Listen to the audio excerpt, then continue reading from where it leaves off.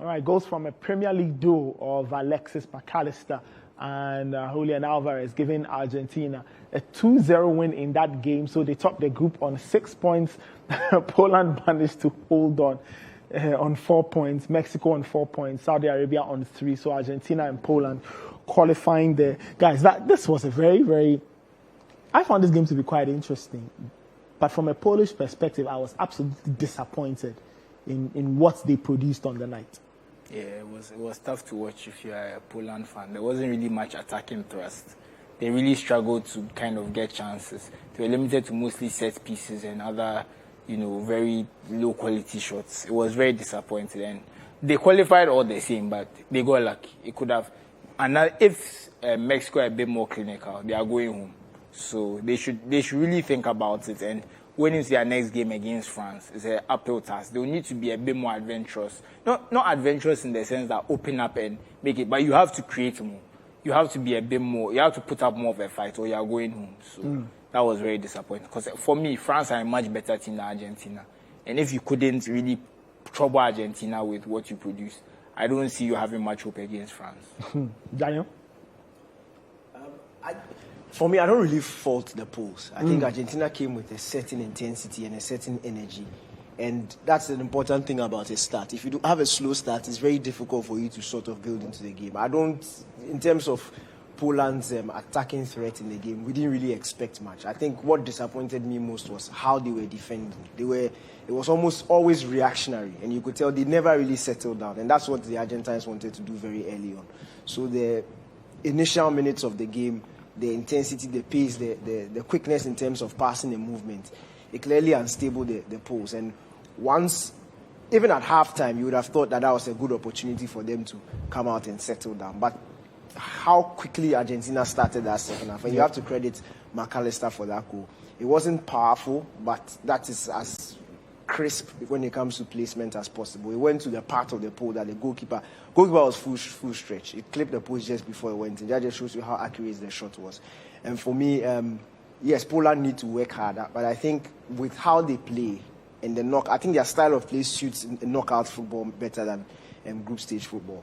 So I will not necessarily say they should change their style, because now you can formulate a game plan that is geared towards going to extra time and penalties. But I think their defending under pressure needs to be better. They need to be able to handle the occasion better and defend better. Okay, all right. Let's have a look at the data. Let's have a look at the data from the game. There you have it. I mean, I'm not surprised. Poland's XG 0.1. They didn't have a sniff. That should be more for Argentina. Yeah, I think Argentina was about 2 point something. I'm just talking about Poland's XG. Yeah, no, but Poland's XG is horrible. Yeah. 0.1 is not good. Yeah. It's really, really poor.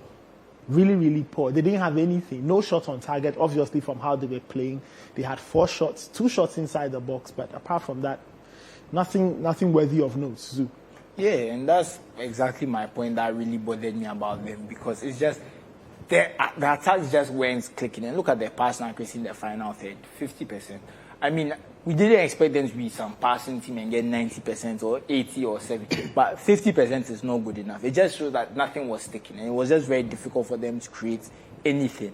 But they've qualified. That's the most important part. Hopefully, they're a bit more interesting when they play France. Not in the sense that they should open up, I always say, because I understand, Daniel, they don't have the quality to say they are going to play man-to-man with France, but create more, make something happen, because some of these games, you don't want to, and penalties, you can't say you're relying on penalties either, because for the penalty takers I know they have in their team, someone like Zielinski, he's been removed from penalty duty for Napoli because he keeps missing them. He's likely to be one of the people they are going to rely on to take a penalty. So I'm not too keen on them saying they should go to penalties.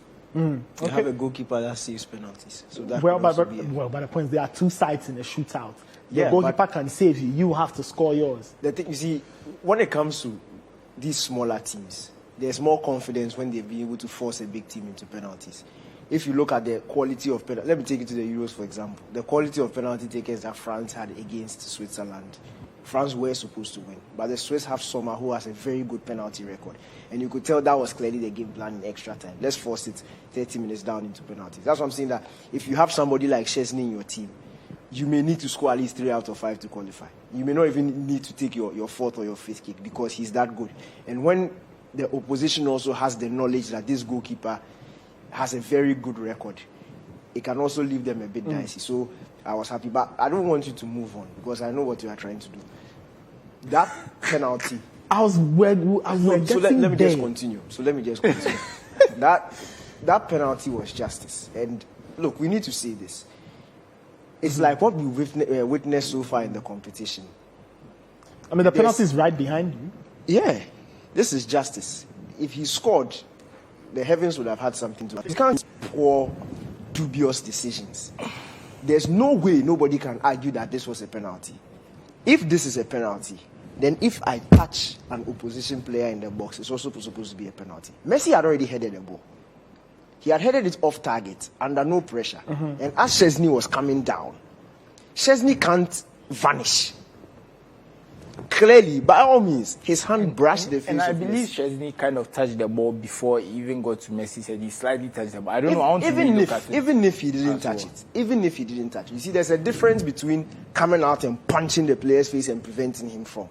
But the cross had already gone past him. Messi had already headed the ball off target. So it's not like he denied Messi a goal scoring up. When was the last time you saw Messi score a headed goal? The guy's not even good in the air. So if he misses a header like this, it is normal. It's normal. Then his hand coming down brushes Messi's face. And the ref calls a penalty. And he goes to watch VAR. So right now, what is the essence of the VAR? I think it's actually the VAR who rather recommended he should come. So you know how to call referees to come and ask them to look at penalties. And when they look at this, they thought it was a penalty. He should score. What I felt the decision was more they felt that Szczesny was a bit out of control when he came out. I'm trying to think in the referee said that he felt that Szczesny came out was a bit out of control and that he was reckless with and that's why they gave a penalty. But for me, I felt that if you're a keeper, you are entitled to go for that. Yes. In his 6-yard box. I believe you're entitled to go for that, and I don't feel like it was a penalty. I even texted Daniel last night that I don't think this is a penalty for sure. Because I know he thinks I'm going to defend everything Messi does, so I have to be clear with him that I didn't agree it was a penalty. No, I didn't mind whether you agree or not. He missed. He missed because he's a fair player. He didn't want to score a fake penalty. With this much power, you didn't want to score. He didn't want to score a fake penalty. Look at his face. Look at his face. That's like somebody. He was giggling. He was giggling to himself. He didn't see. But that was a very horrible. I couldn't believe it. You know, when he went down, I was wondering why the referee was even considering looking at it anyway, because this is nothing. But that's the thing. The referee didn't give it, and they said that go and. No, he gave it. He was asked to go and see. He still had a decision. Was it there he gave it first? Yeah, he gave it first? No, he gave it. Then he went to go and look and they confirmed. Oh, okay. So that rather means that the VAR disagreed with him. Probably. That's probably what it is. Because usually if they call you, it means you're on different side. They're telling you that we don't think it's a penalty. So he's stuck by his guns. So it was a very, very surprising decision. Very, very surprising decision. Let's just talk about Wojciech Szczesny. He's got 2 penalty saves to his name now. Is that it? 2? Yes. 2 penalty saves. Who was the first one? It was the second game. One of the Saudi players. Yes. And then he saved today. We were talking about the save percentage. If you remember yesterday, yes. We're talking about the save percentage and all those things. So this is very interesting to think that today Wojciech Szczesny will grab these headlines because in his time in England at Arsenal. Again, Nathan, we need to go there. This thing where we allow players and their time during the Premier League to define their careers is absolute nonsense for me. The Premier League doesn't decide. No, I'm just saying. No, but honestly, it's a trend. No, it's a trend. It's like Di Maria came to England, he didn't do well, so Di Maria is a bad player. But Di Maria is not a bad player. Pogba came to England, it didn't work for him, so he's a bad player. No, he's not at all. He's not a bad player. It was early in his career when he came to Arsenal. I'm just saying he's gone to Juventus, he's won titles, he's established himself as a big-time goalkeeper. So what happened in England should stay in England. Nobody cares if I agree with you, but let's be fair. That a lot of our viewers mostly watch the That doesn't matter. So that's why we have to give them that point of view. I think that's only fair because that's the point of reference. I will You say, can't watch the Premier League alone and make a decision about I'm just saying, it. I will say that. People do that. I will Yes, say so that. sorry, I will say that Factos is Chesney is a top class goalkeeper who has saved the second and doesn't get enough plaudits. and has made Messi the player with the highest penalty misses in FIFA World Cup. It's a record he should take away. Is it true or is not true? Why do you enjoy doing this? Oh, is it true or is not Okay, true? it's true. I have to check. I haven't seen. Oh, I actually haven't seen. I That genuinely was the haven't player seen. with the most misses. Oh, I think he was one of the highest ones before the World Cup. Oh, If I remember this World correctly. Cup, he's missed 2 kicks. I can't remember. I No, can't no, seem to. he scored one. Missed He scored one one and missed one. one. Okay, he scored one and missed. I can't seem to remember previously. 2018, did Messi have any penalty kicks to play? I believe I don't remember. that's what I'm saying. I have to What I check know because is I'm the not. I records, didn't the see. numbers don't lie. Oh, the Anyway, numbers so- don't lie, but I so- didn't Yesterday, see. so- he's missed. so I don't Poland- care when he came, he missed. So Poland goes through, the Argentines go through. Everybody gets a very interesting path. Argentina will take on Australia, and then the Poles get to take on France. I don't even know how those games So will France play. and Argentina in the quarterfinals already.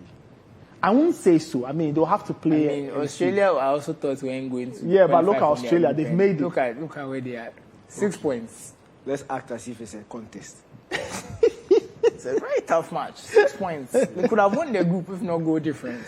Congrats to the Aussies. Okay, so the biggest takeout, Ganon, I think you mentioned that the biggest takeout is always start strong, and that's a word to the Mexicans. The biggest takeout is that officiating in this competition needs to improve. I'm talking about the group. Oh, the group. Yes.